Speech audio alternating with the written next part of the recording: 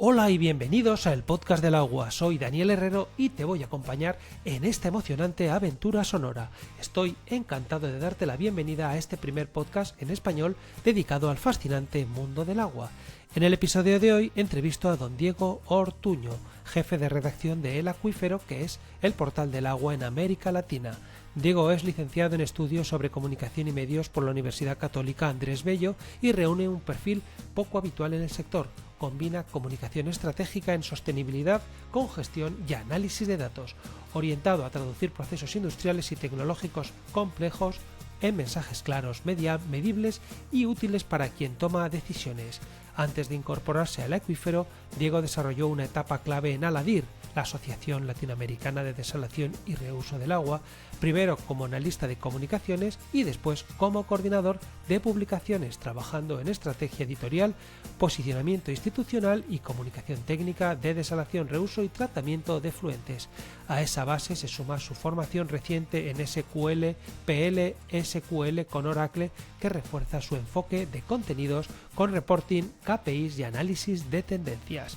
El Acuífero es un medio especializado que comunica sobre el agua en América Latina, con rigor e independencia. Pone el foco en proyectos, tecnología y análisis de mercado con una atención especial a soluciones como la desalación y el reuso, y actúa como un punto de encuentro informativo para entender hacia dónde se mueve el sector en la región, qué se está construyendo, qué funciona y qué sigue siendo un desafío. La web del Acuífero es elacuífero.org. En esta entrevista vino, como ya está siendo habitual, Laura, la copresentadora del podcast, para conocer a Diego y formularle una pregunta para completar el cuestionario. No te pierdas esta entrevista a Diego Ortuño, porque analizamos con rigor el agua en Venezuela y en América Latina, cómo se explica un sector técnico con datos y criterio y qué señales reales nos permiten distinguir entre discursos y cambios estructurales en infraestructuras y servicios. Arrancamos el podcast del agua.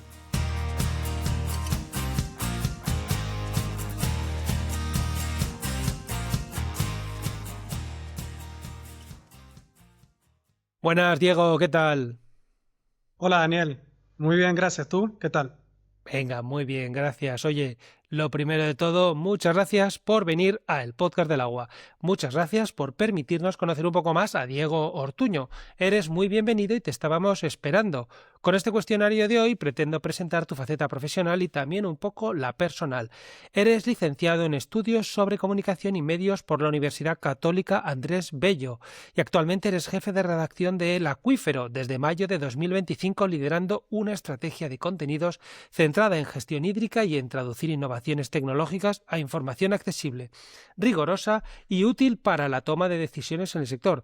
Para que nuestros oyentes se centren, El Acuífero es un portal especializado que publica contenido sobre el sector del agua en América Latina, proyectos, tecnología y análisis de mercado, y desde el que firmas piezas y participas activamente en la conversación hídrica regional.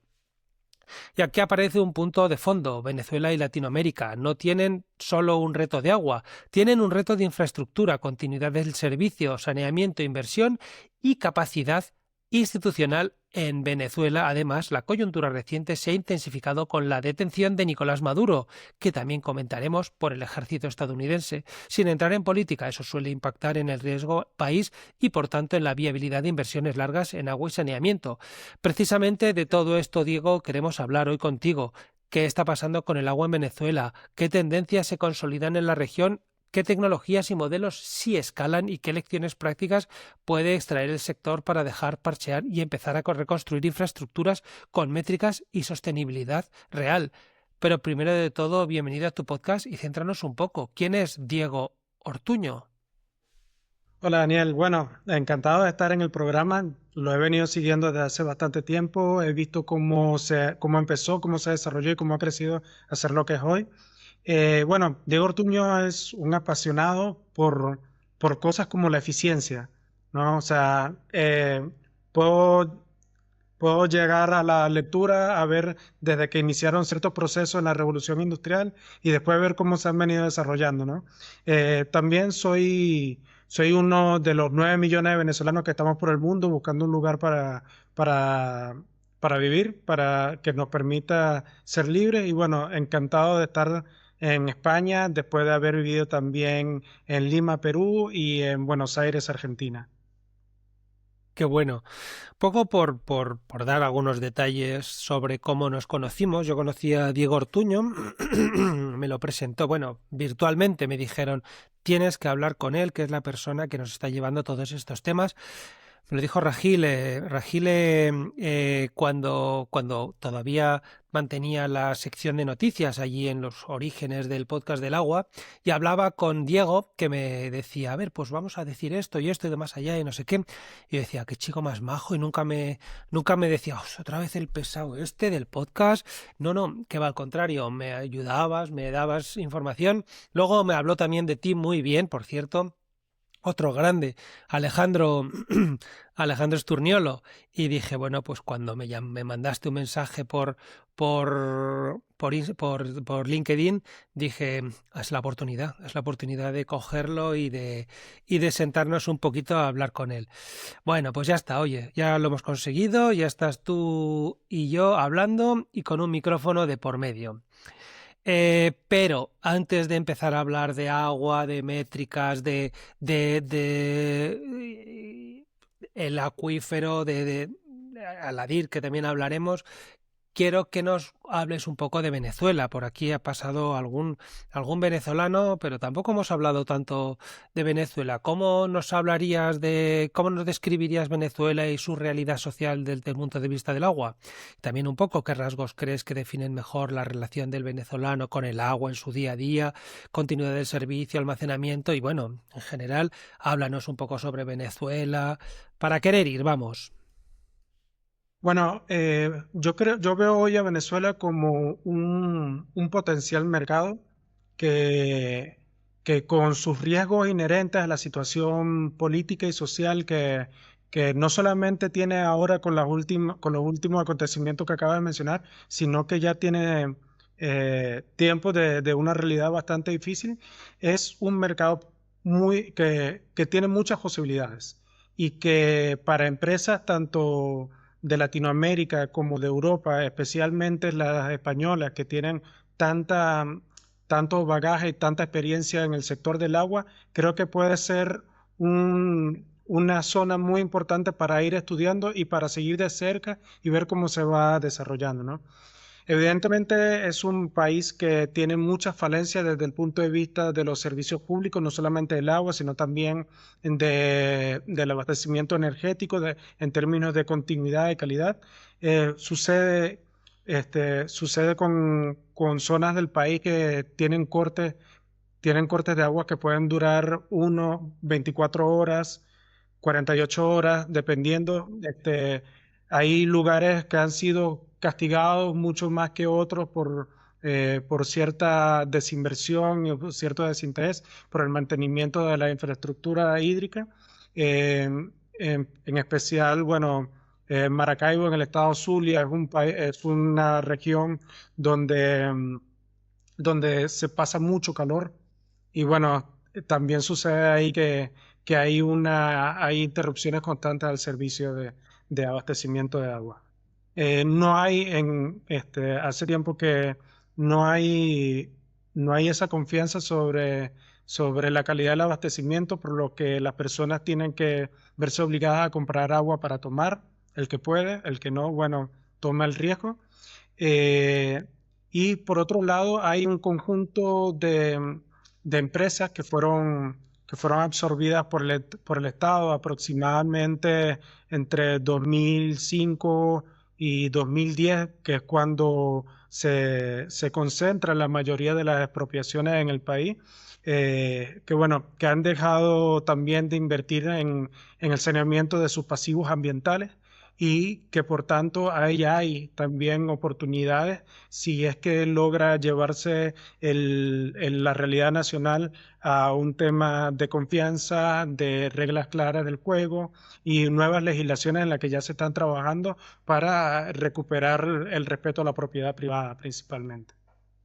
Bueno, y qué interesante es lo que nos dices. Aquí hay mucha gente escuchando que bueno, que puede estar interesado en el potencial que puede tener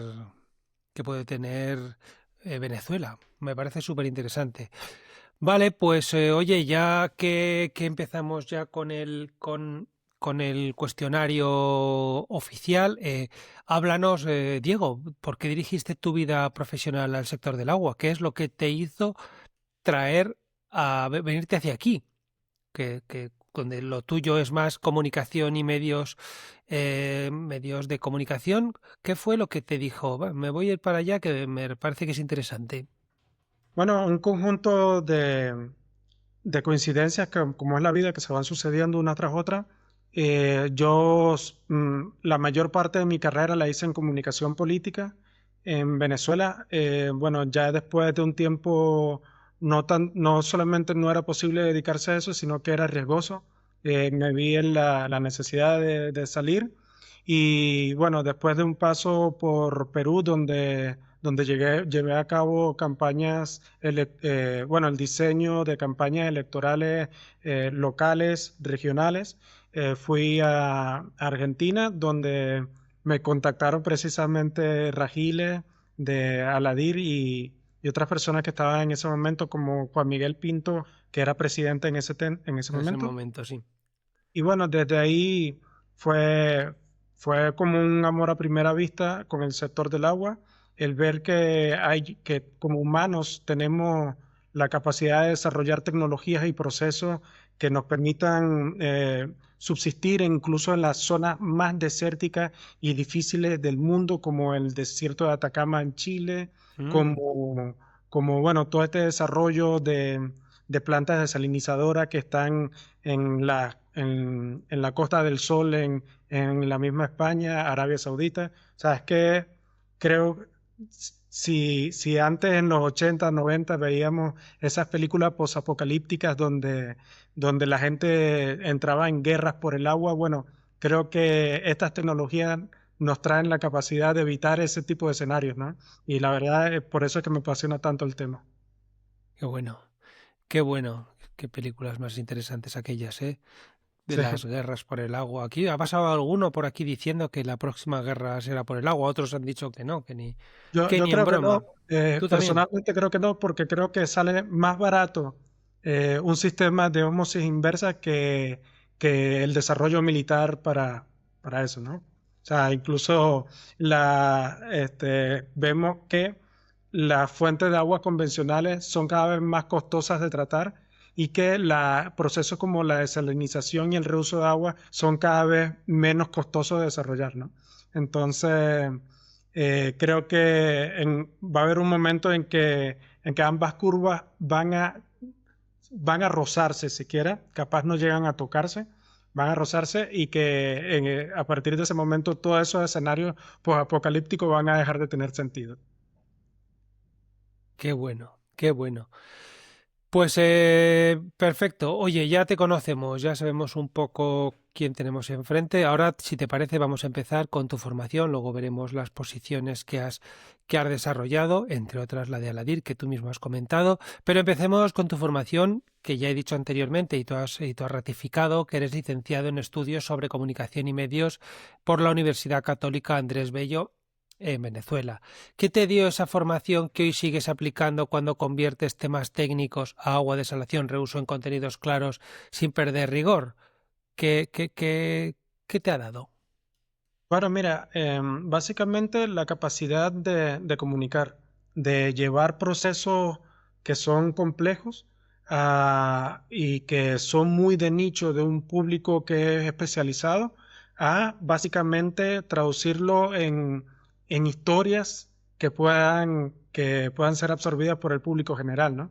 Que yo creo que es una de las grandes falencias que tiene el sector de la desalinización y el reuso de agua, se conversa mucho de que es un sector muy endogámico en el que nos hablamos nosotros mismos.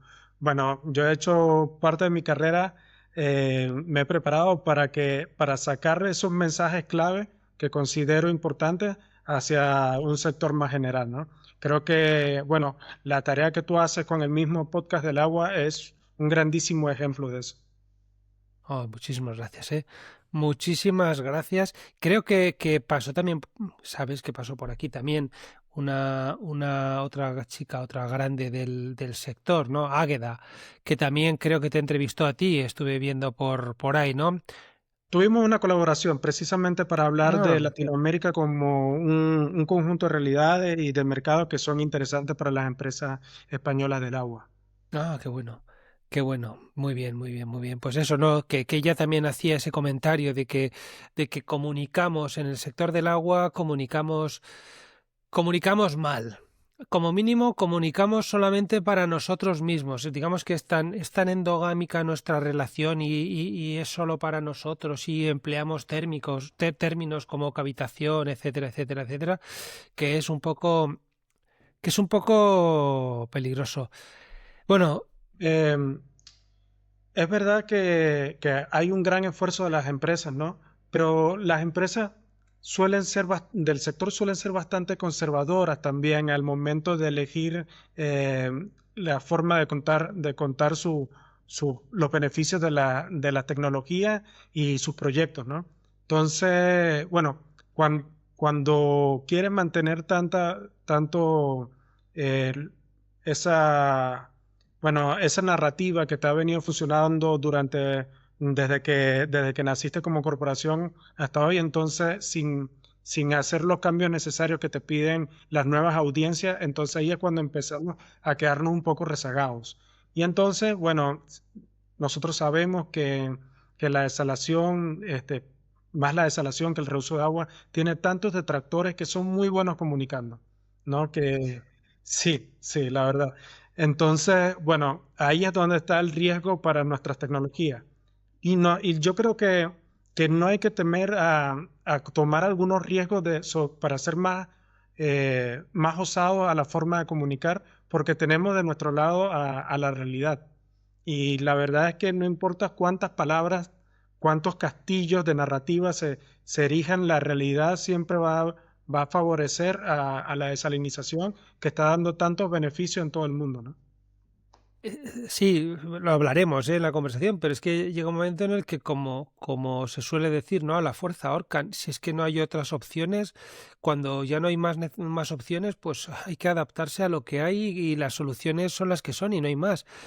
Y hay dos que son el futuro, que ya las has comentado tú, que las hemos comentado en otros episodios y que al final no hay otra. El otro día leía un artículo que era de la potabilización, la potabilización, digamos que la reutilización potable, pero no indirecta como se está planteando aquí, directa ya en determinados sitios, porque la situación es la que es. Entonces, bueno. Sin duda vamos a tener muchos momentos que hablar de todo eso. Bueno, pues oye, además de esta licenciatura que hemos comentado, en tu formación aparecen tres hitos muy distintos. Periodismo como comunicador en la Pontificia Universidad Católica del Perú, un certificado profesional ADGG 0408 en Aranda Formación y una formación intensiva en SQL, PLSQL con Oracle en Cast Training. Cuéntanos un poco qué es todo esto, ¿no? ¿Qué es esto del SQL, PLSQL? Y luego dinos qué te aportó cada uno de estos bloques, ¿no? El periodismo, la gestión administrativa y datos y sobre todo, cuál es el que más notas hoy en tu forma de trabajar cuando conviertes temas técnicos del agua en contenidos rigurosos y útiles. Bueno, lo de Perú con la Universidad Pontificia fue una revalidación. ¿Mm? Ah, Vale. sí, Una adaptación. sí, iba a concursar para unos puestos como asesor en alguna entidad pública y se Hacía me falta. requería eso, ¿no? Ya después, bueno, lo administrativo que hice en Aranda Formaciones era por temas también migratorios, porque mi visa es como estudiante. Y ya después PLS, SQL, bueno, tuve esa chispa por, por amigarme con la programación, con Ah, el lenguaje de programación, que es básicamente esto. Y PLSQL se presentaba como una forma de organizar grandes paquetes de datos para que tuvieran sentido, ¿no? Y, y es algo que hoy en día estoy utilizando cuando escribo. Utilizo, bueno, rastreo datos donde haya y después, bueno, dependiendo de si tienen alguna concordancia, si son congruentes y además tienen un sentido con el texto, bueno, trato de incrustarlos en el texto con infografías interactivas que No, pueden ver en mi sitio, bueno, en nuestro sitio del acuífero, que es elacuífero.org, ¿no? vale. Lo pondremos en las notas del episodio, que se puedan ver que se pueda ver alguna infografía o alguna cosa. Sí, sí, claro. Claro Está que sí. súper interesante. Y entonces, en realidad sí que empleas todo esto del SQL, el PLSQL para tus labores digamos, de comunicación. Sí, sí.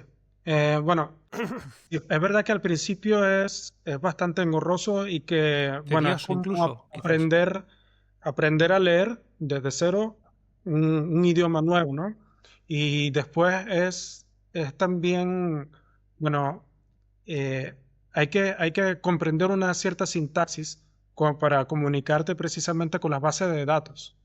Y después de eso, bueno, es pensar en función de, de cantidades de relaciones entre bases de datos.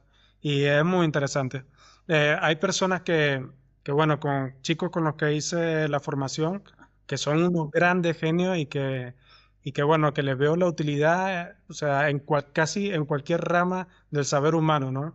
O sea, hoy en día que estamos hablando de la época, de la era de la información y del Big Data y de la inteligencia artificial, estos chicos van a tener un futuro increíble. Sí, ¿no? Y eso te iba a decir. Todo esto, digamos, no queda como un poco de lado con el uso de las inteligencias artificiales que lo hacen ellos, ¿no? Al final, claro, entiendo que si sabes de qué va la cosa y se lo dices bien, pues te lo hará más fácil, pero toda esa interpretación de miles de datos, etcétera, no te lo hace también muy bien la inteligencia artificial y es, digamos, su fuerte. Sí, la verdad es que puedes ayudarte muchísimo con la inteligencia artificial para escribir el código, ¿no?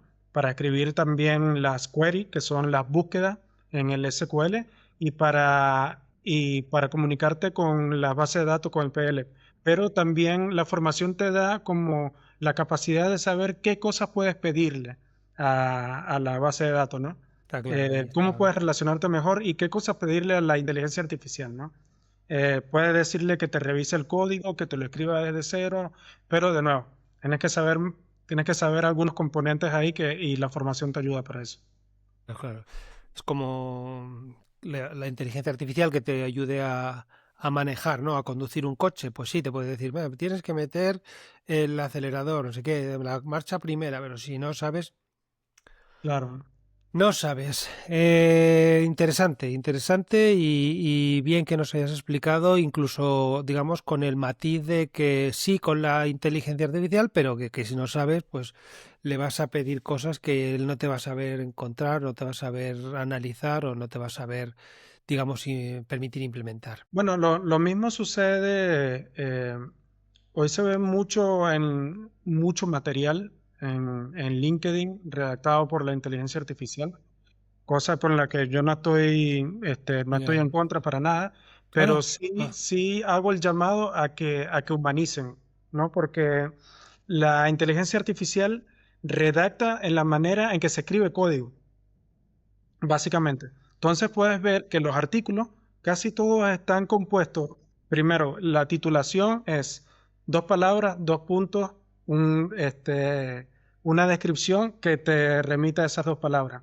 No es que estén mal, pero si todos escriben así, todos publican de la misma forma, entonces se termina diluyendo un esfuerzo, bueno, de buscar información, de presentarla, o sea, porque es igual a todo lo demás que hay en la red, ¿no? Igual, bueno, en el cuerpo del texto, la inteligencia artificial tiende a redundar a veces y más que redundar es hacer las conexiones siempre de la misma forma. No sé si te has dado cuenta que ella utiliza mucho la estructura, tal cosa, no solo tal cosa, sino también. Ah, no ¿No? me había fijado. Es una forma de ella también en la que programa, se programa el código. Entonces, bueno, digo, sí, hay que usarla, pero también hay que, no hay que delegarle toda nuestra creatividad, ¿no? O sea, hoy en día la inteligencia artificial es verdad que la vas entrenando hasta un punto en que se puede parecer mucho a algo que puede darte algo que se parece mucho a lo que tú escribirías, pero todavía eso es quedarnos también en lo cómodo y de nuevo es diluirnos en una homogeneidad que va a terminar haciendo que tu esfuerzo de publicación, tu esfuerzo de investigación termine perdiéndose en la red. Es que cuesta tan poco darle una mirada y hacer un poco adaptarlo a tu forma de decirlo, incluso a lo mejor ni siquiera lo tienes que hacer tú, le puedes ir diciendo, a esto arréglamelo y hazlo de esta otra manera. Pero cogerlo, fusilarlo y largarte tampoco tiene tanta gracia, ¿no? En fin, hacemos un llamado desde aquí a la inteligencia natural, no la A inteligencia la inteligencia artificial. natural, sí. Sí, Bueno, bueno, bueno. tampoco, no, o sea, no tienes que escribir como Cervantes tampoco, pero sí darle esa parte Mirarlo. muy personal tuya, ¿no? O Mirarlo un sea, poco está claro que sí, está claro que sí. Muy bien, muy bien, muy bien, Diego, tienes toda la razón del mundo. Oye, vamos a empezar un poco con las posiciones que has desarrollado antes de la que estás ahora mismo en el acuífero y que vamos a ver también con detalle. Primero estuviste vinculado a la DIR, como has comentado, que te llamó Ragile, y Ragil, y bueno, en temas de editoriales y de publicaciones.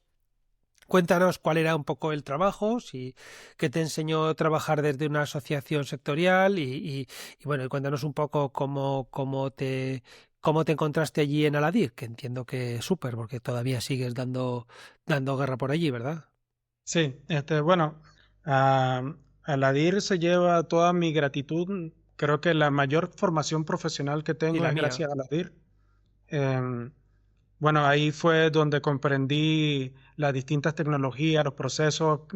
Creo que puedo incluso describir una planta desaladora desde la toma de agua hasta el Qué bueno. posttratamiento, pasando por el pretratamiento, por las distintas configuraciones de los trenes de ósmosis inversa, si va a tener bomba de recuperación o dispositivo de recuperación de energía. Bueno, todo eso ha sido una grandísima escuela también. Además, Aladir ha invertido en mi formación también. O sea, he podido hacer la semana de especialización de salinización acá en la Aquí en Universidad de Alicante. Alicante, que ha sido también muy buena. Para mí, ahí, bueno, Aladir te lleva a visitar las principales plantas como de Europa, que están acá en España, como la de Torrevieja, Ujú. que es increíble no tanto por sus dimensiones, sino también eh, por su eficiencia energética, ¿no? Además tiene una paz operacional increíble que, que les permite, bueno, mantener grandes volúmenes por mucho tiempo, ¿no?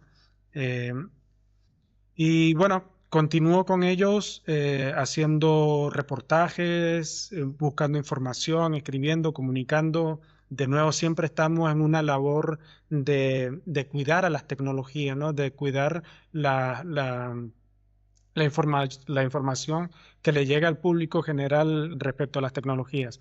De hecho, suele suceder que cuando asumen presidencia en, en- en los estados de Latinoamérica, hay quien viene y da unas declaraciones desafortunadas sobre la desalinización. Y bueno, ahí estamos nosotros siempre cuidando para decir, ya va, un momento, esto es un prejuicio que arrastra la tecnología por lo que fue hace 30 o 40 años, pero ya no es así. Ya tenemos estos procesos que nos permiten, por ejemplo, hacer la dilución de la salmuera y que el impacto sea tan acotado o tan mínimo que sea numéricamente despreciable, ¿no?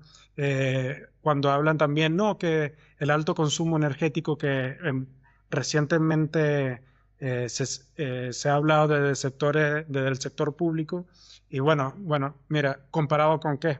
Comparado con que la desalación es un sector que consume mucha energía. Mira, la verdad es que la tecnología ha venido haciéndose tan eficiente energéticamente hasta el punto de llegar a estos niveles, ¿no? Entonces, entonces, es algo que me gusta hacer, que lo hago con muchísima ocasión y que gracias a la DIR todavía puedo tener una voz ahí para eso, ¿no? Qué bueno. Sí, sí, no, no.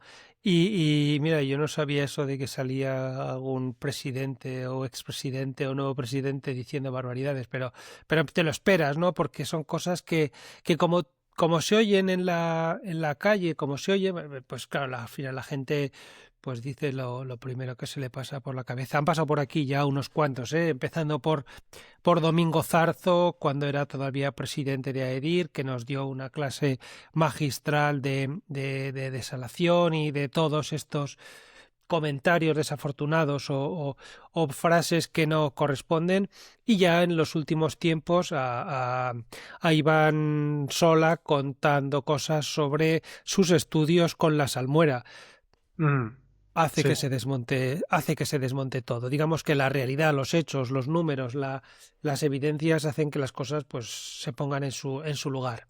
Muy bien. Bueno, Oye, para pues comentarte algo sí, sí, muy, sí, por muy- favor. muy breve, recientemente la Universidad de las Naciones Unidas, Ajá. eh, mm, ella misma, esa fue la misma que en 2019 publicó un estudio que se llama El estado de la desalación en el mundo, o así, y entonces decía algo así como que 16.000 desaladoras en todo el mundo generaban eh, suficiente salmuera como para cubrir a toda España con tanta profundidad y bueno, los medios se hicieron mucho eco de eso y fue algo que por el nombre que tiene la institución que saca el estudio, le hizo bastante daño en términos de narrativa al sector, ¿no?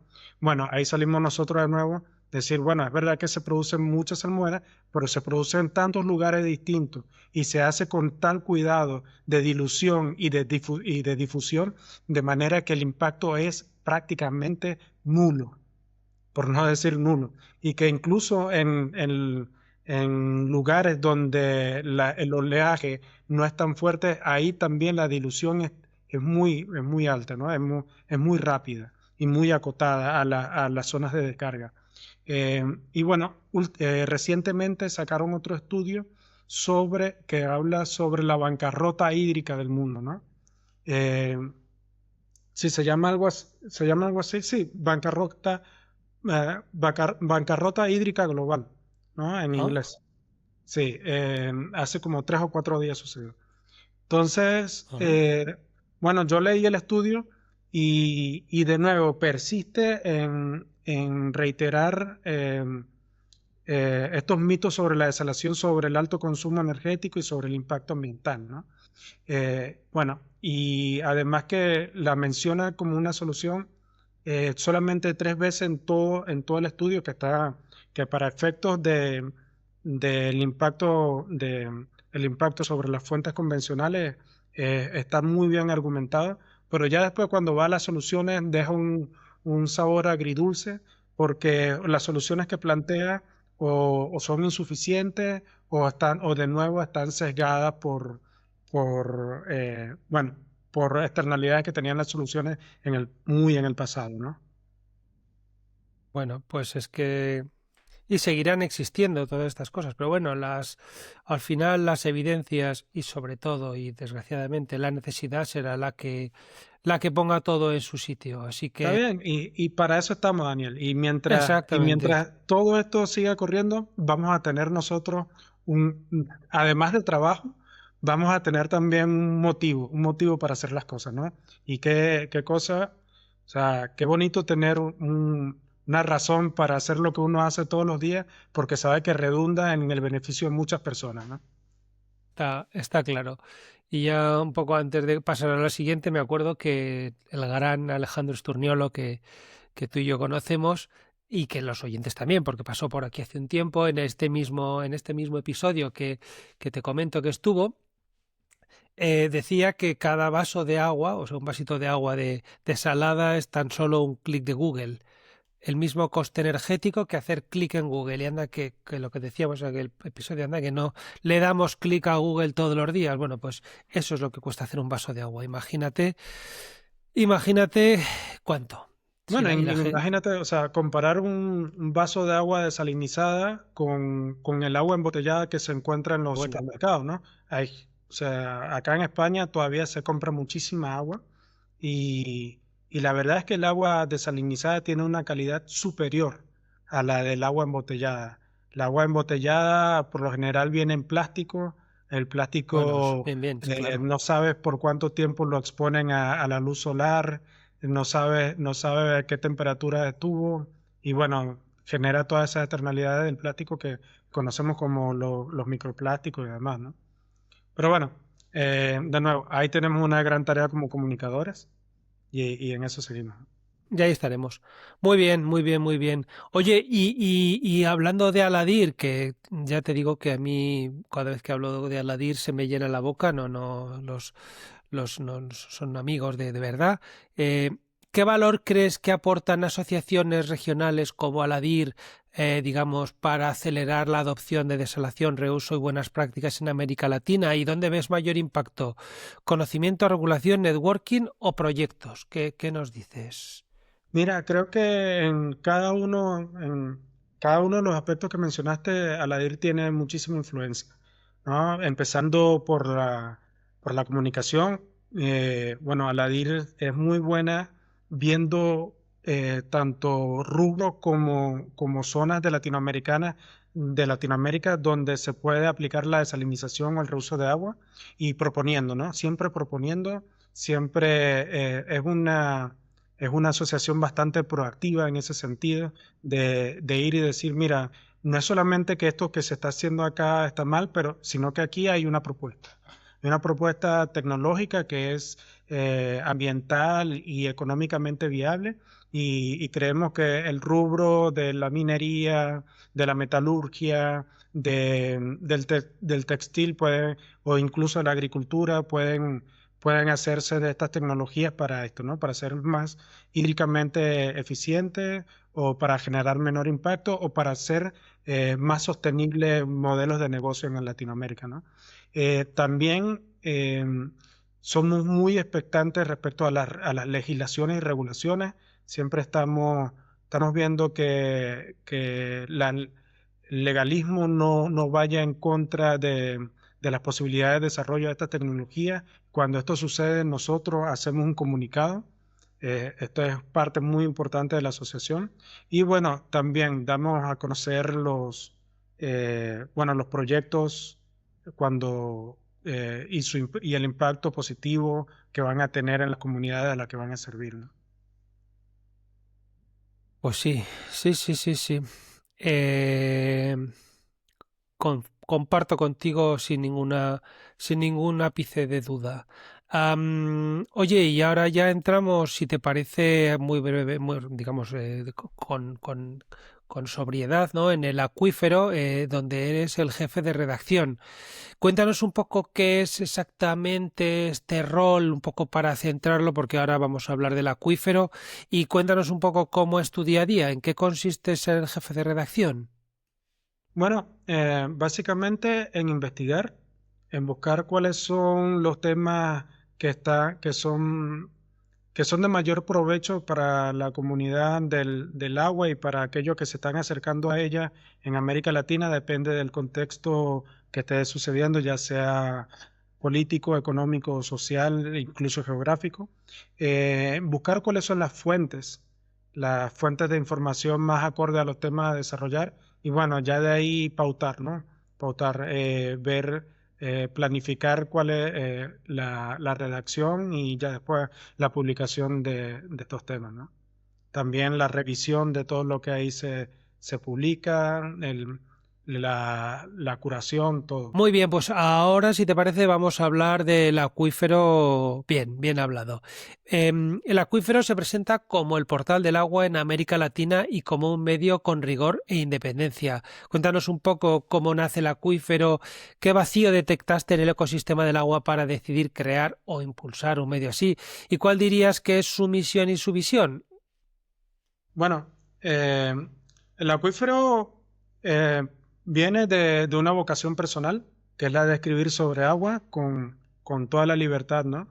Y, y creo que hay un nicho de información sobre estas tecnologías y sobre los procesos políticos y sociales y económicos que tienen que ver con ellas, que en América Latina todavía es bastante grande este nicho, ¿no? Que todavía hay muchísimo espacio en el mercado para portales no solamente como el acuífero, sino pueden haber de opinión, portales que tengan que ver más con hablar específicamente de las tecnologías, pero hablado tanto para los latinoamericanos, ¿no? O sea, con estas tecnologías explicadas desde el punto de vista latinoamericano. Y con ello me refiero a buscar oportunidades de implementación de estas tecnologías, ¿no? Por ejemplo, si vamos a hablar de México, que es uno de los grandes industriales de toda América Latina y una de las principales economías, podemos hablar de lo que pueden hacer las tecnologías del agua por la industria cervecera. México es el principal exportador de cerveza del mundo, ¿no? Y, sí, y bueno, muchas de estas fábricas están en lugares de estrés hídrico en el norte de México y bueno, a pesar de que son bastante eficientes, muchas veces desde el sector público eh, se le- se les endosa la responsabilidad de de la escasez en el suministro municipal, de las interrupciones, y bueno, creo que también merecen, estas empresas también merecen a alguien que hable por ellos con rigor, ¿no? Que hable con ellos, por ellos sobre los beneficios, sobre las tecnologías que aplican para que cada lata de cerveza tenga casi 1.3, o sea, que por cada litro de cerveza ellos utilizan apenas 1.2, 1.3 litros de agua, ¿no? Y con todos los beneficios para la economía que trae. Solo por decir un ejemplo, porque también pudiéramos mencionar en el mismo México a la industria automotriz, que también está muy avanzada en su gestión hídrica. En Brasil pudiéramos hablar también de lo que la industria metalúrgica hacen también, por ejemplo, en la región de Tubarão, la fábrica de ArcelorMittal que aplica desalinización y reuso de agua también en una zona de alto estrés hídrico, es formidable. Después tenemos, bueno, los casos que tú conoces muy bien, que es el de la minería en Chile, ¿no? Y eso es hablándole a las personas en términos relativamente sencillos, pero sin perder el rigor técnico y lo importante que son las cifras y los números, sobre lo que pueden hacer estas tecnologías, sobre amigarse un poco también con las fuerzas productivas y bueno, y aquellas fuerzas productivas que todavía tengan como tarea eh, actualizarse con la adopción de tecnologías para ser más eficiente hídricamente, que también pueda haber en este portal qué le ofrece el mercado, ¿no? Qué bueno, qué bueno. Pues me gusta mucho y animo a todos los oyentes a entrar y a dar un vistazo al acuífero Gracias. y a suscribirse al boletín del agua que lo recomiendo y que, bueno, que ahí está, te cuenta sus cosas, no es excesivamente pesado porque a veces te abruma, otros te abruman con la información. Me gusta en todos los sentidos, No, Diego. bueno, el diseño se inspira en los tabloides clásicos de periodismo impreso. De periódico, sí. Yo empecé mi carrera ahí como pasante en un periódico local y era algo que a mí me llenaba mucho escribir y después bajar a imprenta, a ver qué hacían los muchachos de imprenta y todo, y al otro día abrir el periódico y ver mi nombre ahí como el redactor de la noticia, es algo que a mí siempre me gustó mucho. Todavía leo prensa En papel. impresa, sí, periódico impreso. Es un hábito que tengo y bueno, eh, sé que con el internet y todo es mucho más fácil y más barato estar informado a través de medios digitales, pero bueno, es algo que me No, gustaría que no oye, desapareciera, ¿no? Y el es acuífero interesante. es bueno, es mi forma de dar gracias a todo ese sector, ¿no? De la prensa. Pues animamos a los oyentes a que lo visiten, elacuífero.org. Ahí está toda la información y está Diego en estado puro. Oye, ¿te parece que hablemos un poco de Venezuela? Bueno, un poco, que yo quiero que nos cuentes muchas cosas y que profundices más en todo esto que has comentado inicialmente de que potencialmente puede ser muy interesante para las empresas. Cuéntanos, Sí, infraestructura y bueno, servicios. lo Cuando miras, primero a tomar en cuenta, dime. perdón, No, disculpa. no, no, dale, dale, si quieres. No, yo Sí, te iba a sí. preguntar, cuando miras el agua en Venezuela, ¿cuáles son los tres grandes problemas o fallos estructurales que explican esa intermitencia que tú nos comentabas al principio? Y cuéntanos hasta donde tú quieras, que es Bueno, todo antes de a tu empezar el libertad. programa, tú mencionabas algo muy importante sobre Venezuela y son los niveles de confianza, ¿no? O riesgo país. Y bueno, cuando se va a calcular el riesgo país medio de América Latina, se excluye a Venezuela porque si no, si no arrastra el resto de confianza en los países y sale como una parte del planeta que no es confiable, ¿no? Para invertir. Por eso lo excluyen. Porque en este momento y bueno, desde el momento de las expropiaciones, todo se erosionó tanto este índice que es tan importante, el de riesgo país, que se disparó y se posicionó muy bien como el país más riesgoso para invertir, ¿no? Entonces, lo primero a tomar en cuenta es la recuperación de la institucionalidad y de las garantías que permitan a las empresas y al capital tener un mínimo de previsibilidad, ¿no? Para entrar ahí, para hacer sus operaciones, para ofrecer de nuevo todo su expertise en agua, ¿no? Eh, lo otro que signa muy a Venezuela es de nuevo toda la desinversión que ha habido en el sector hídrico, no solamente a nivel de servicios municipales, sino también de las empresas que necesitan también torres de refrigeración, que necesitan tratamiento para saneamiento de lodo, también para reducir su impacto ambiental. Todo esto ha estado un poco rezagado, por no decir bastante. Cuando se habla de Venezuela, lo primero que viene a la mente es el petróleo, ¿no? Por ser por ser la reserva petrolífera probada más grande del mundo, ¿no? Eh, pero es que no es solamente el sector del petróleo que va a meritar eh, un, una grandísima inversión en tratamiento de agua, que así lo es, este, sino también el sector metalúrgico, el sector industrial. Por ejemplo, yo soy del estado Bolívar, oriundo del estado Bolívar en Venezuela, y soy de Ciudad Guayana, de hecho, que era la alternativa no petrolera a la economía venezolana. Una ciudad que se funda por allá en los años 50, ¿cómo se dice? Se planifica y todo para hacer un enclave industrial metalúrgico y tuvo una época de esplendor que después se apagó precisamente por estas políticas de expropiación, y bueno, básicamente no respetar la propiedad privada, ¿no? Pero te voy a mencionar por acá algunas empresas de ese sector de Guayana, por ejemplo, Sidor, que en otrora fue la siderúrgica más importante de Sudamérica, y que en su momento pico en 2010, en 2007, cuando era administrada por Ternium, que era un consorcio argentino y mexicano, este, llegó a exportar 4.3 millones de toneladas de productos de acero, entre lo que hay cabillas para la construcción y demás. O sea, fueron muy buenos años. Al poco tiempo fue expropiada, ¿no? Pasó Apropiada. por un proceso de adquisición del Estado bastante agresivo.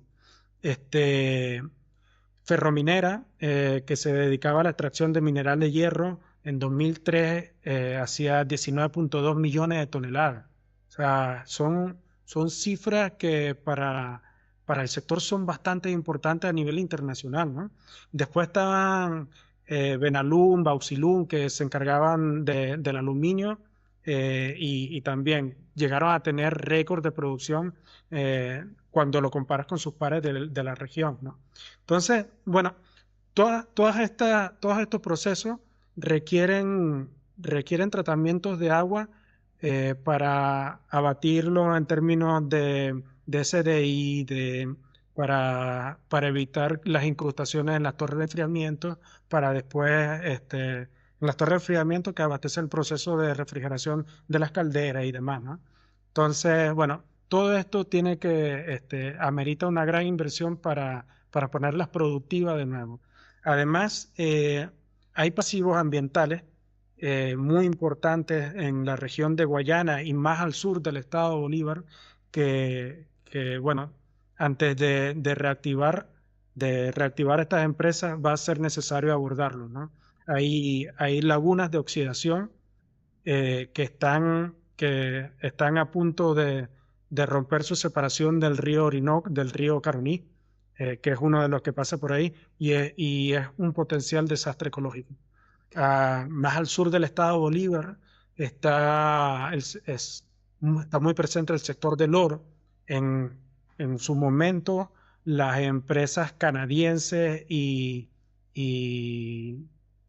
norteamericanas que tenían mucha experiencia en eso, tenían una explotación responsable, bueno, con todo lo que la ley solicita, ¿no? Para este tipo de explotación, que es bastante rigurosa, ¿no? En casi todos los países de Latinoamérica, para que te den una concesión de explotación de oro, por todo lo social que conlleva, por toda la narrativa, bueno, son empresas que están bajo la lupa de los ministerios de ambiente, de las instituciones, ¿no? Bueno, ahí de nuevo, se pasó por un proceso de adquisición del Estado, de expropiación bastante agresivo, bastante fuerte, para, para derivarlo en explotación, ¿cómo se dice? Man- eh, artesanal, artesanal, que después que no tienen las mismas capacidades, ¿no? Para extraer el oro y hacerlo de manera relativamente sostenible, ¿no? No tienen los mismos procesos ambientales, tampoco estaba tan vigilado.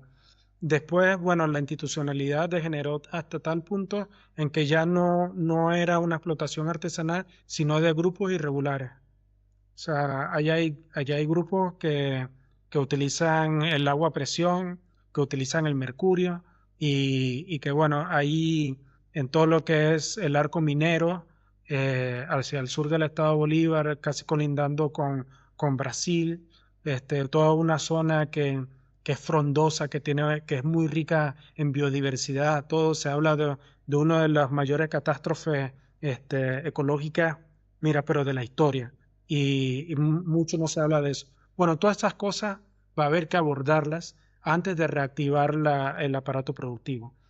Eh, de nuevo, retomando el tema de la confianza, este, con la tutela de Estados Unidos, se ve bueno, la presidencia interina, que es esta de Delcy Rodríguez, está Sí. avanzando en algunas legislaciones precisamente para atraer la inversión extranjera. Se ha hablado principalmente en materia de petróleo, pero una vez que ya estén sentadas las bases para la entrada de las empresas petroleras, ya después también estarán sentadas las bases para la explotación aurífera y la explotación de otros minerales, ¿no? Uf, lo que pasa es que tú crees que a partir de esta tutela de Estados Unidos, tú crees que va a cambiar un poco la situación del país, va a ser, digamos, un país a los ojos de la inversión o de los fácilmente empresas que quieran entrar, va a ser atractiva. Mira, la verdad es que no puedo dar certezas de nada, pero eh, sí, a ver, la transición que fue mencionada tanto por Marco Rubio, Donald Trump, y que ahora se está viendo manifiesta en la legislación de lo que quedó del régimen venezolano en funcionamiento, hace pensar eso. Ahora, que sucedan cosas traspieces en este proceso puede suceder, pero este, va a haber varios momentos, varios hitos de recuperación de confianza y aquellos que estén preparados, bueno, van a tener mayor provecho. Alguien bueno, que estimo mucho, mencionaba el plan Marshall, ¿no? Como un paralelismo. Sí, bueno, ojalá, ¿no? No, ojalá sea algo parecido, pero sí. Y es verdad que va a haber empresas que estén dispuestas a asumir cierto riesgo. Y si las cosas salen bien, bueno, pues estas empresas serán más recompensadas. Ya después habrá empresas que van a esperar a ciertas condiciones para tener un menor riesgo y entrar con mayores certezas, ¿no? De nuevo, la posibilidad de que este cambio suceda está y el sector del agua tiene que estar expectante ahí también, ¿no? Vamos a ver cómo va pasando y nos gusta mucho que nos lo cuentes. Oye, si dividimos el periodo Chávez Maduro como 2 décadas de historia reciente sin entrar en política, esto no es una tertulia política, ¿qué cambios observas en inversión, operación y mantenimiento y capacidad técnica? ¿Qué se perdió y qué se podría recuperar relativamente rápido? Bueno, es una muy buena pregunta y como la buena pregunta no es fácil de contestar, ¿no? Eh, Porque es que muchas veces se hace una valoración de la primera etapa, la de Chávez, y distinta a la de Maduro, cuando en realidad es un continuum, es un total continuum que, que más bien va avanzando y se va profundizando, ¿no? En ciertas cosas que el dogma le exige, ¿no? Como la omnipresencia del Estado y todo esto. Pero sí es verdad que antes de la muerte de Chávez ya todavía habían algunas cosas, permeaba un poco de la renta petrolera a los servicios y a la y bueno, y a mantener algunas ayudas públicas que había, ¿no? Pero, y esto, bueno, también porque él era un favorecido por eh, por el nivel el precio del barril internacional de petróleo, ¿no? O sea, a Chávez le favoreció mucho esto a nivel internacional, que los precios de petróleo estuviesen por encima de los $120, $115, ¿no? Bueno, pero ya el mercado estaba resentido tanto por las expropiaciones, que la mayoría las hizo él personalmente, las anunció él personalmente, como por el despido masivo de especialistas de la industria petrolera que hizo también en su programa a lo presidente, lo hizo en vivo, ¿no? Y de nuevo por razones políticas. Bueno, a partir de Maduro, de los primeros años del primer periodo de Maduro, la desinversión se profundiza. Es cuando la crisis venezolana alcanza proporciones humanitarias y es cuando se ve ese éxodo masivo, ¿no? Que hoy cuenta como mencioné antes, con casi 9 millones de personas en el exterior. Este, Algunas empresas siguieron funcionando, es verdad.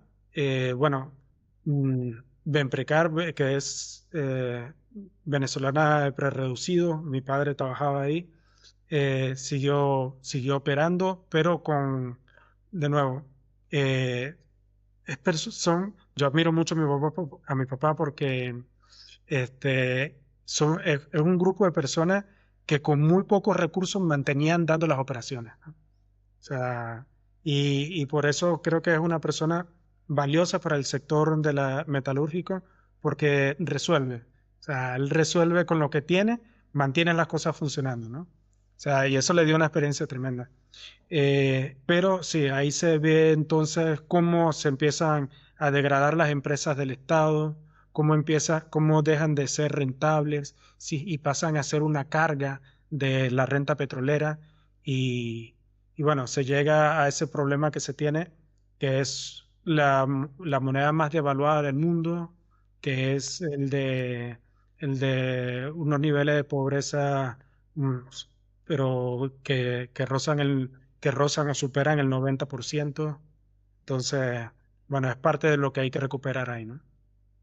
Está claro, está claro. Oye, y en un hipotético plan realista de reconstrucción, ¿por dónde se empieza un poco para que la gente note el cambio en meses, no en 10 años, ¿no? ¿Por dónde empezaríamos que sea lo que más, digamos, el 80% es, el 20% que da el 80% de los resultados, ¿no?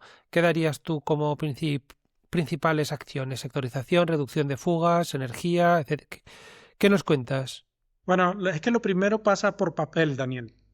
Pasa por la recuperación del Estado de Derecho y por un conjunto de reglas claras que a la gente le dé, o sea, un mínimo de previsibilidad para meter ahí su dinero o para hacer su servicio y estar seguro de que le van a pagar y que además después de que le paguen pueda llevarse su dinero en divisas como quiera, ¿no?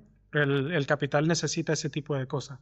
Después de esto, sí, hay que recuperar el sistema tanto de generación como de transmisión energética que ha padecido mucho todo el territorio nacional. De hecho, el estado Bolívar, de nuevo de donde vengo, es de donde se genera la mayor parte de la energía hidroeléctrica, pero aún así padece cortes energéticos, o sea, sucede muchísimo.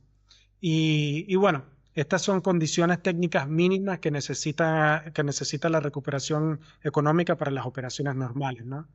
Este, una vez que se tenga la previsibilidad, la constancia en el suministro energético, bueno, ahí de nuevo hay que recuperar entonces las plantas de tratamiento de agua, eh, hay que reacondicionarlas, hay que actualizarlas también, muchos son sistemas antiguos, este, y después, bueno, la recuperación económica de por lo menos las empresas básicas requiere también que los proveedores se activen de nuevo, que empiezan a llevar tecnología como la ósmosis inversa, que empiecen a ofrecer procesos que le permitan también la recirculación y reuso del agua que proviene de las operaciones y ya después de ahí, bueno, lo que las fuerzas productivas en su normal devenir y correlación permitan, ¿no?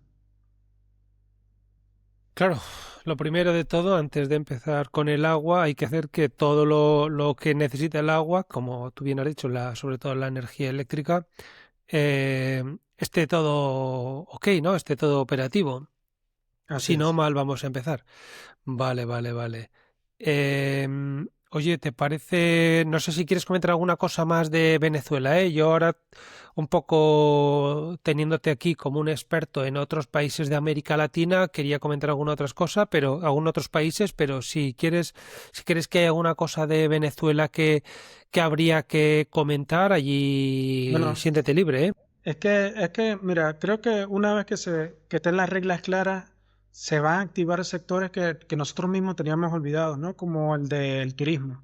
O sea, tenemos una gran costa, tenemos también unas islas que son muy bonitas, con algunas de las mejores playas del mundo, como son Margarita, Los Roques, o sea, y que necesitan también de procesos de desalinización de agua de mar para independizarse del abastecimiento local y para tener mayor previsibilidad en su servicio a quienes se hospedan ahí, ¿no?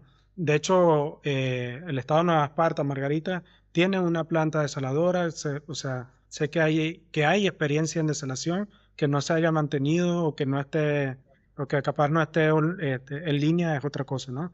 De nuevo. Incluso la desalinización para el sector petrolero, también hay experiencias allá. De nuevo, ahorita no se sabe cuál es el estado de toda esa infraestructura. Recordar que también cuando los organismos internacionales van a hablar de brechas en abastecimiento de agua potable, en términos de calidad, continuidad, todo, ¿no? Venezuela ha sido una caja negra ahí. Entonces, cuando el Banco Mundial va a dar sus números sobre cómo debe mejorar Latinoamérica, Venezuela todavía es una gran incógnita, precisamente porque no se tiene la información todavía. Pero, de nuevo, sé que con reglas del juego claras, el sector privado va a hacer lo suyo ahí, ¿no? Muy bien. Oye, si te parece, como te decía, vamos a comentar algunos detalles sobre otros países de América Latina, de los que tú también eres experto. Hablamos, si te parece, de México. Cuando se habla... Dime, perdona. Experto no me considero, pero sí es verdad que he estado en ellos y bueno, Claro. he Y... escrito sobre el agua en todo lo que vamos a mencionar. México, sí, como te digo, es un país que me gusta mucho. Su desarrollo en tecnología de tratamiento de agua mm, y sobre todo la desalinización no viene de grandes plantas. Yo creo que México es uno de los grandes desalinizadores de América Latina, pero con pequeñas plantas, ¿no? Sobre todo para abastecer hoteles, para abastecer también operaciones como la que ya te dije, industriales, que no Ajá, sí, solamente sí. son agua de mar desalinizada, sino agua de pozo salobre. Este, es un grandísimo mercado que siempre está en desarrollo, en expansión. También es uno de hoy lo comentaba en el grupo de Aladir, que yo creo que va a ser uno de los primeros en desarrollar el reuso potable directo. Eh, Este, ya Es lo que te tiene comentaba, es experiencia, lo que comentaba, sí. sí, ya tiene experiencia con el reuso potable indirecto en Nuevo León, Ah, Monterrey. eso te decía Este, Monterrey. sí, y bueno, yo creo que la legislación está cambiando para permitir el reuso potable directo, ¿no? Sabemos siempre que la principal razón para no ejecutar, para no adherirse a estos procesos es cultural, porque tecnológicamente está más que probado y que teniendo los cuidados y los procesos como se llevan, es totalmente seguro. Singapur, de nuevo, y Newater es el ejemplo No, que todo el mundo menciona. Y Sí, California también California están. también.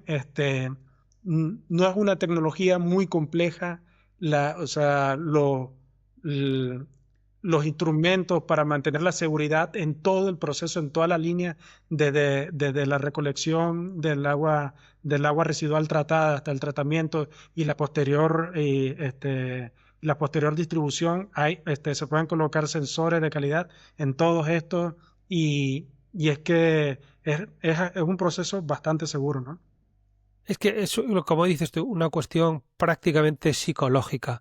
Y ahí en México lo saben y no les que y bueno, y la situación les está diciendo ahora es el momento, ¿no? Entonces no hay ninguna duda de que la van a implementar y nos van a dar muchas digamos, mucha información de cómo lo están haciendo. Así es.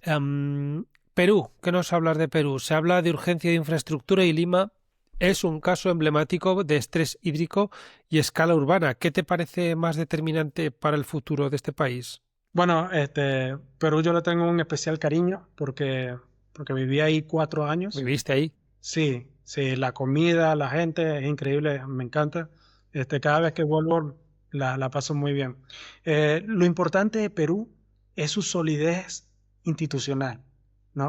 O sea, es un país que es verdad que en un periodo muy corto de tiempo, de 3 meses, llegó a tener hasta 3 o 4 presidentes con una de sus crisis, pero el valor de su moneda respecto a las divisas siguió siendo el mismo, o sea, con alteraciones muy marginales, ¿no? Además de esto, es que su Ministerio de Obras Públicas, sus instituciones encargadas de cerrar brechas de infraestructura, se mantienen prácticamente independientes y siguen y siguen trabajando muy bien, generando las garantías para la inversión extranjera, ¿no?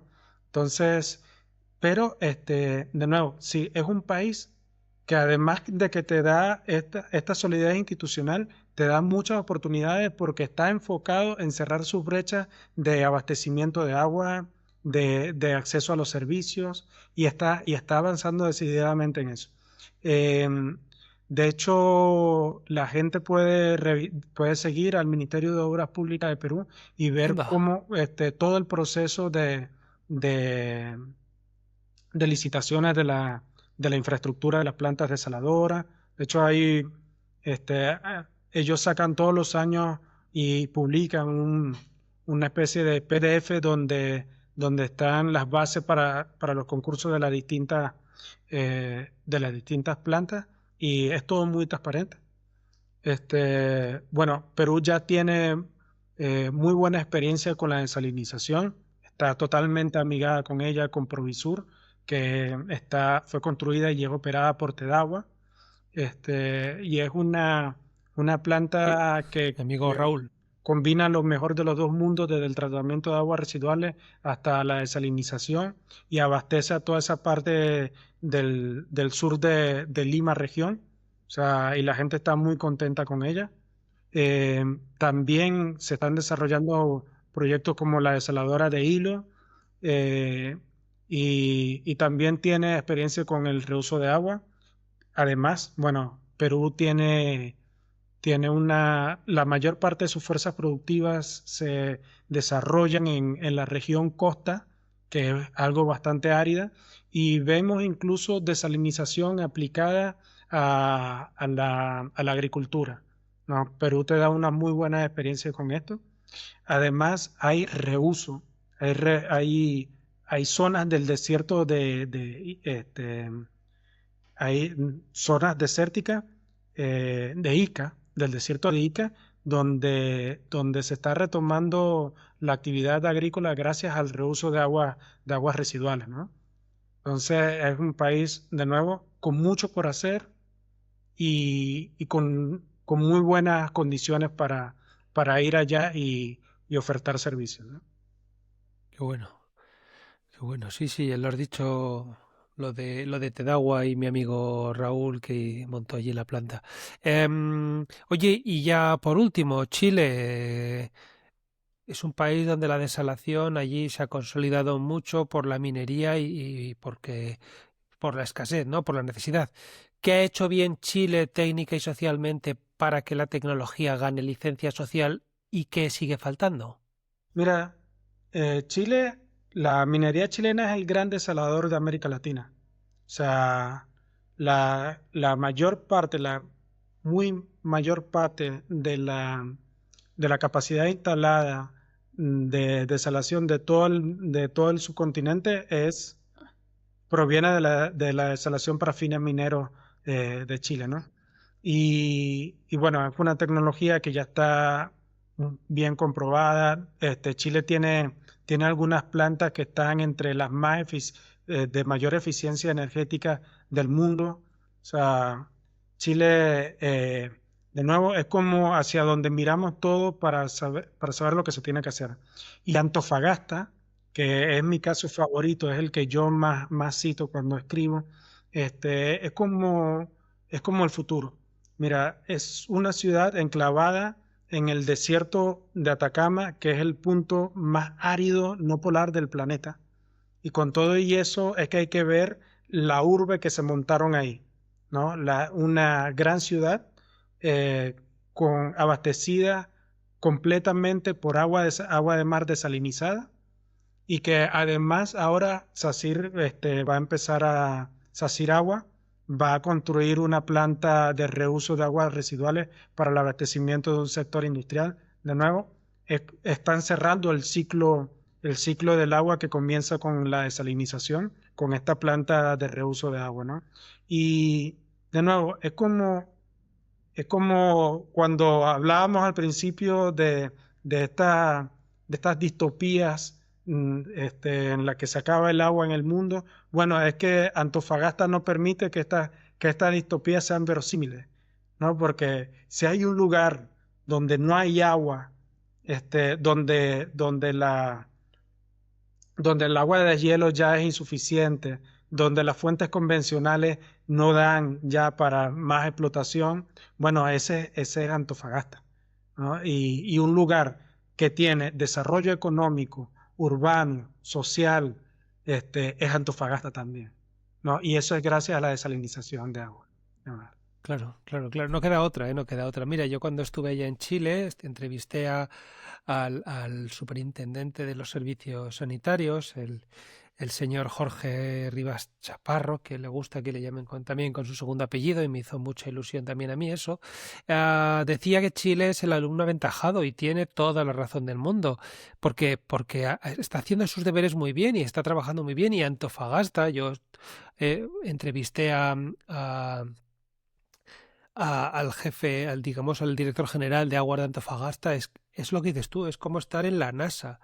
Así es. Así que, bueno, Bueno, pues ahora algo muy importante para mencionar sobre Chile es que el próximo 11 de marzo asume un nuevo presidente, José Antonio ¿Mm? Cast, y algo que ha Cas- venido solicitando el sector es un proceso de desregulación, o la verdad, bueno, creo que es más prudente decir de simplificación de los permisos necesarios para la construcción de las plantas desaladoras, ¿no? Hoy en día es que hay tantos permisos, hay varias decenas de permisos Ese es el problema. con los Sí, que debe contar una planta desaladora, que, y tantos organismos estatales involucrados que una planta desaladora puede demorarse desde la planificación hasta 10 años cuando empieza a operar. Y es un tiempo que el estrés hídrico de Chile no le permite tener, ¿no? Este, hablaba también con algunos representantes de Aladir y ellos decían, bueno, y no es solamente lo que genera retraso en los proyectos de desalación de Chile, no es solamente lo que exige la ley, sino que cuando vas a otros niveles del gobierno como regionales y locales, bueno, empiezan a exigirte otras cosas que retrasan aún más los proyectos. Además, es que por un lado tienen un muro de permisos, ellos le llaman la permisología, ¿no? sí, sí, sí. Así que como un monstruo al que hay que enfrentarse para emprender estos proyectos, este, mientras que por el otro lado no tienen los instrumentos legales para ejercer, em, para, ¿cómo se llama? Para, para pasar las tuberías por terrenos privados y todo lo demás, ¿no? Para desarrollar la infraestructura de conducción cuando atraviesan terrenos privados, ¿no? Este, Las y es servidumbres. la servidumbre, muchas gracias, muchas gracias. Entonces la negociación con los privados se hace un poco más engorrosa. O sea, son proyectos que para desarrollarse necesitan muchos pasos normativos, ¿no? Y de nuevo, es infraestructura crítica para los objetivos nacionales. Entonces, ahí toca, es gran parte de los objetivos que tiene el gobierno de Kast, que los manifestó durante su campaña, ¿no? Un poco, un poco, hay gente que habla de un shock de confianza, ¿no? De desregulación y un shock de confianza para esto, ¿no? Para darle un poco más de oxígeno al sector de la desalinización.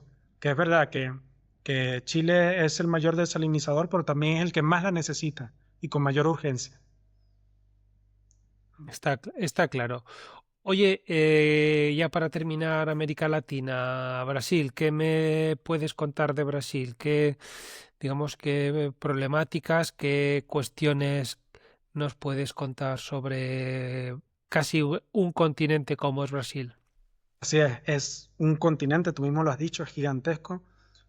Cuando la gente escucha Brasil, se imagina a la selva amazónica con este caudal extensísimo que es el Amazonas, ¿no? Todo verde, pero la verdad es que el nordeste de Brasil es otro país, básicamente, con carencias hídricas terribles, con grandes grandes brechas las que hay que avanzar tanto en agua potable como en saneamiento.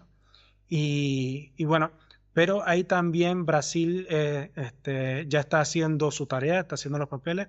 Una vez que el proyecto de la planta desaladora de Fortaleza empiece a bombear agua desalinizada para fines potables en esa ciudad, creo que gran parte de la costa de Brasil, que tiene varios enclaves urbanos gigantescos y con muchas necesidades de agua potable, van a empezar a desarrollar plantas desaladoras. De hecho, ya hay varios proyectos para otras ciudades, ¿no? Eh, este proyecto de la desaladora de Fortaleza de Praia do Futuro ha tenido unos tropiezos, pero ya pronto va a empezar a construirse y va a ser la punta de lanza para la adopción masiva de la desalinización con fines potables en Brasil. Por otro lado, Brasil es una de las economías más industrializadas del mundo y ahí donde se desarrolla en la periferia de los enclaves urbanos, eh, ellos se dieron cuenta de que es posible eh, una misma solución tanto para el abastecimiento industrial como para el saneamiento. Entonces ya hay grandes proyectos para tomar el agua residual tratada y uno de estos, bueno, tú habrás entrevistado a algún representante de GSI Nima Aquapolo. Este, bueno, el Aquapolo para el que nos esté escuchando y no sepa qué es una planta de tratamiento de aguas residuales con fines de reuso industrial que toma, Ah, que toma el agua que viene, el agua residual tratada por Sabep, que viene de Sao Paulo, y la trata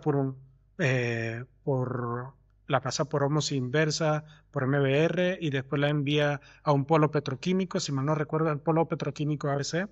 Y bueno, es un excelente ejemplo de reuso de aguas residuales con fines industriales. Y bueno, Río de Janeiro también tendrá su proyecto en este sentido. Creo que es algo que ya no se va a poder detener porque Aquapolo abrió la puerta para esto, ¿no? qué bueno, qué bueno. Oye, esto, no sé si ves que queda alguna cosa pendiente por comentar de Venezuela, de Latinoamérica, Bueno, que el micrófono es tuyo, ¿eh? Si ves que queda algo pendiente, adelante.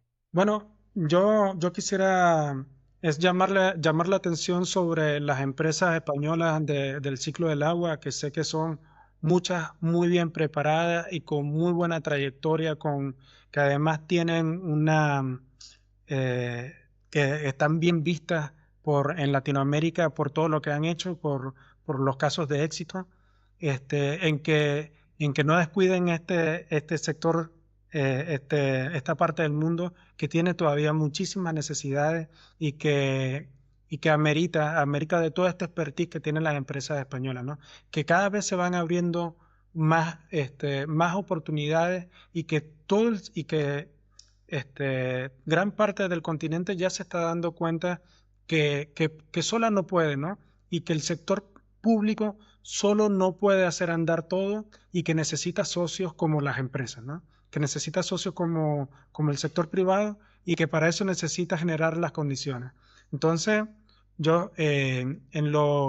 como te dije, en la lista de riesgo país en la que todavía se excluye a Venezuela, se ha visto una mejora, se ha visto una mejora en las condiciones de inversión, pues, sobre estos países, ¿no?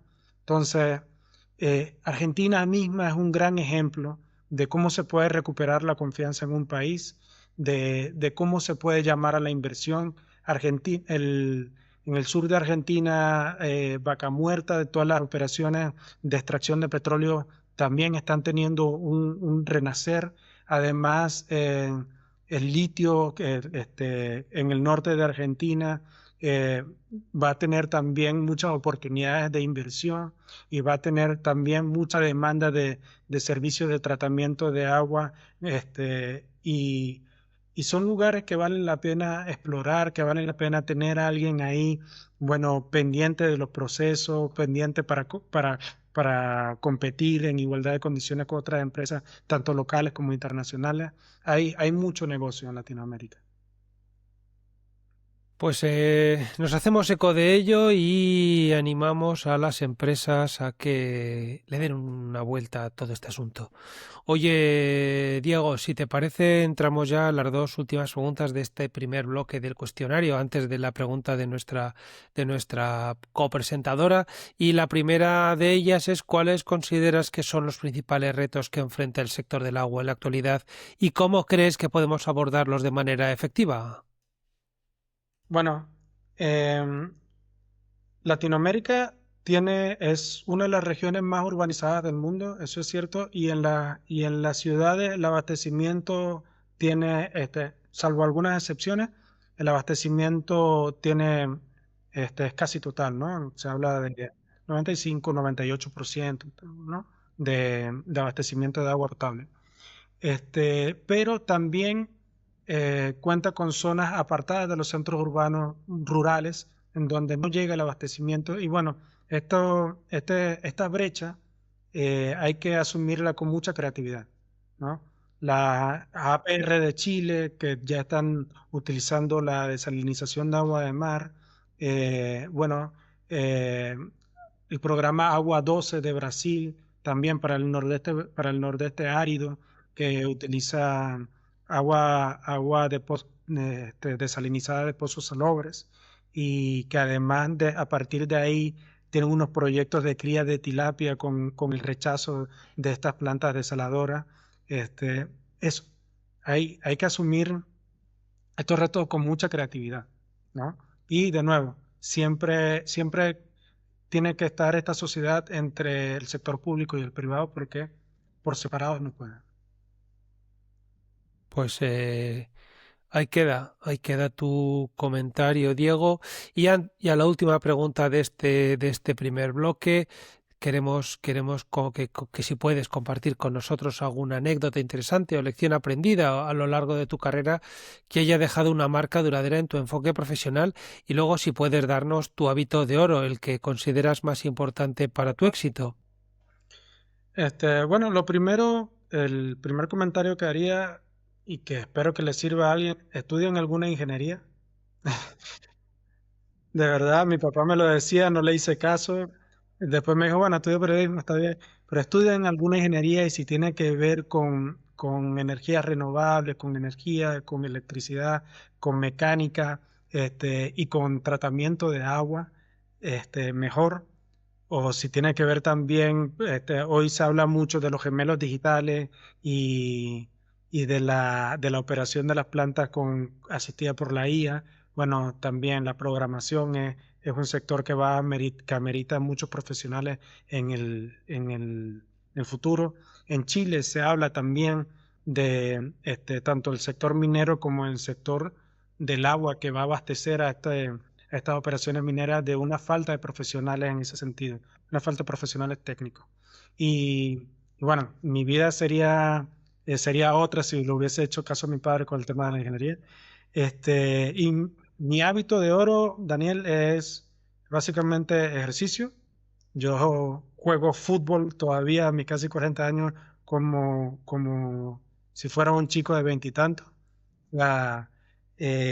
Y lectura, ¿no? O sea, en todo lo que escribo está lo que he leído también, ¿no? Eh, Mira, de las cosas de Occidente, o sea, para conocer el Occidente, decía Arturo Pérez Reverte en estos días, tienes que leer la Biblia, a los clásicos como la Ilíada y la Odisea y el Quijote, ¿no? Es gran parte de lo que nos hace occidentales.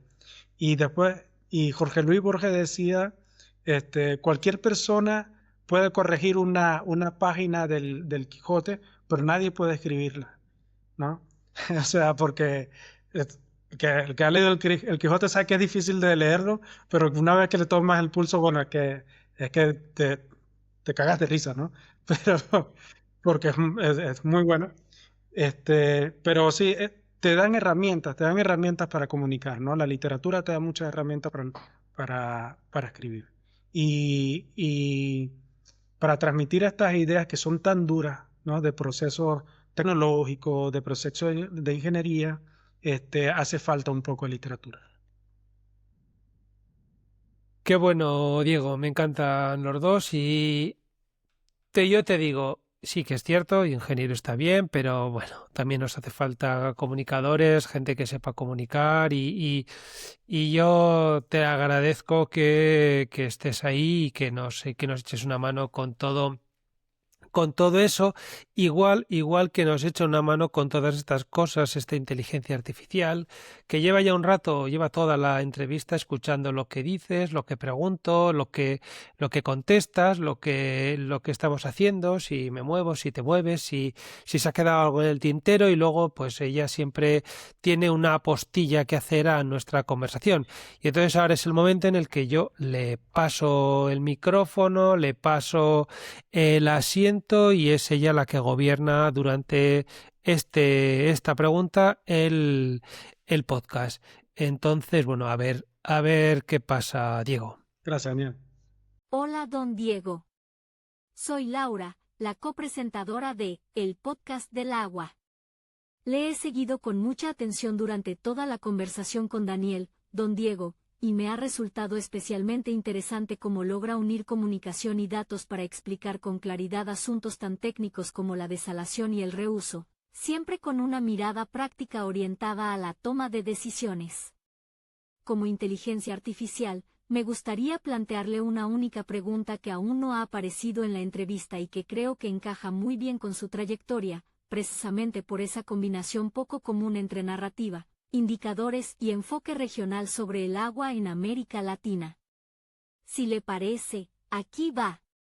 Don Diego, si le encargaran definir un marcador público y mensual para comprobar, con datos y sin discursos, si el agua en Venezuela empieza a recuperarse de verdad y además poder compararlo con otras ciudades de América Latina, ¿qué 5 indicadores elegiría? ¿Qué fuente de datos consideraría más fiable cuando la información es incompleta y qué umbral le haría decir, esto ya es un cambio estructural? Muchas gracias por su respuesta. Hasta pronto. Muchas gracias, Laura, por la pregunta y muchas gracias también por lo de Don, por la formalidad, me parece exquisita. Bueno, la pregunta, de nuevo, como es tan buena, también es difícil de contestar, ¿no? Pero si tuviera que escoger 5 signos a los que estar expectante sobre la recuperación del sector hídrico de Venezuela, el primero que tendría es el de la reducción del riesgo país. Y el segundo va muy emparetado con el primero, es la presencia de inversión extranjera en el país, en el sector. El tercer punto sería ya avanzar en indicadores de continuidad y de calidad, y eso te lo dirían también las organizaciones supranacionales e internacionales como el Banco Mundial. ¿Qué más?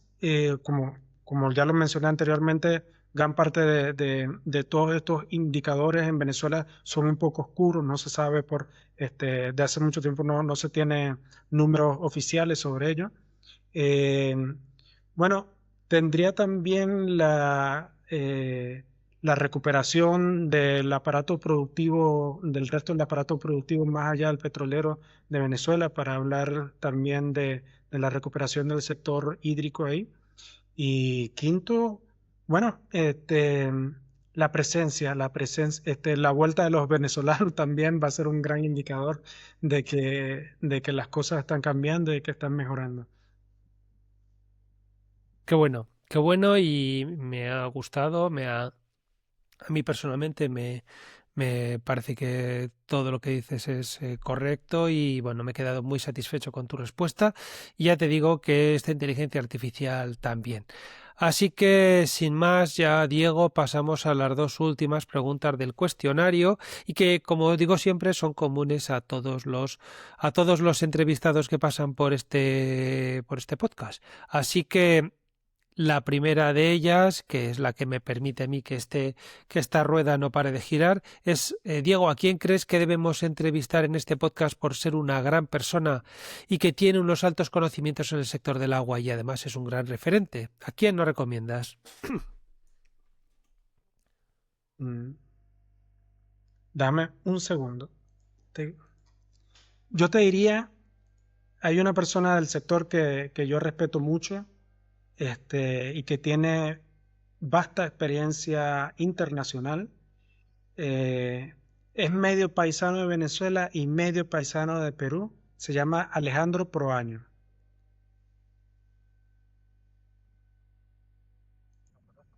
¿Lo conoces? Sí, lo conocí anteriormente, pero lo conocí en persona en Chile cuando estuve en Aladir. Bueno, Alejandro Proaño Grandísimo tiene tipo. una muy buena capacidad para formar equipos de profesionales. Creo que tiene experiencia también como profesor en Venezuela y, y es un excelente profesional, ¿no? Es que tú ves los equipos que se forman alrededor de él y son personas orientadas al éxito y que están ahí, que son fieles y que además son muy eficientes. A mí de verdad me gusta compartir con él cada vez que voy a los distintos congresos. Perfecto. Vale. ¿Más? ¿Nos recomiendas alguno más? Por ahora, Venga, perfecto. Pues Alejandro ya le eché un poco el lazo cuando lo vi, así que ahora con tu postulación ya lo cazo seguro. Así que si quiere pasar por los micrófonos del podcast, que me dijo que le encantaría, pues lo podrás escuchar.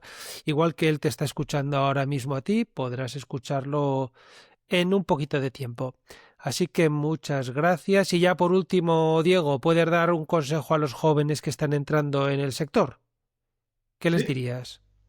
sí, bueno, paciencia porque las narrativas en contra de la tecnología que sabemos que funcionan, son abundantes, pero que ahí donde está eso que a veces puede un poco, frustrarnos, ahí es donde está también el sentido de nuestro trabajo, ¿no? Que es el de comunicar.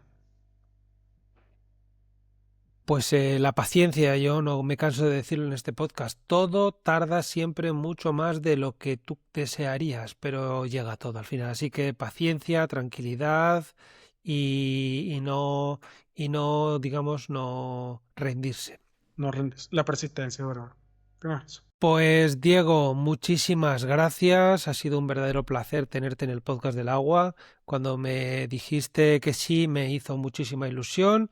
Muchas gracias por acompañarnos y por esta conversación tan cercana. Ya sabes que para mí ha sido un gusto y que esperamos que todo te vaya muy bien. Estaremos muy atentos al acuífero bueno, pues esperamos coincidir muy pronto y ya sabes bueno, que el podcast del agua será siempre tu casa y además, bueno, como han quedado alguna cosa pendiente por comentar y que nos gustaría que nos terminaras, casi seguro que te pedimos que te pases por aquí otro día y nos cuentes, ¿eh?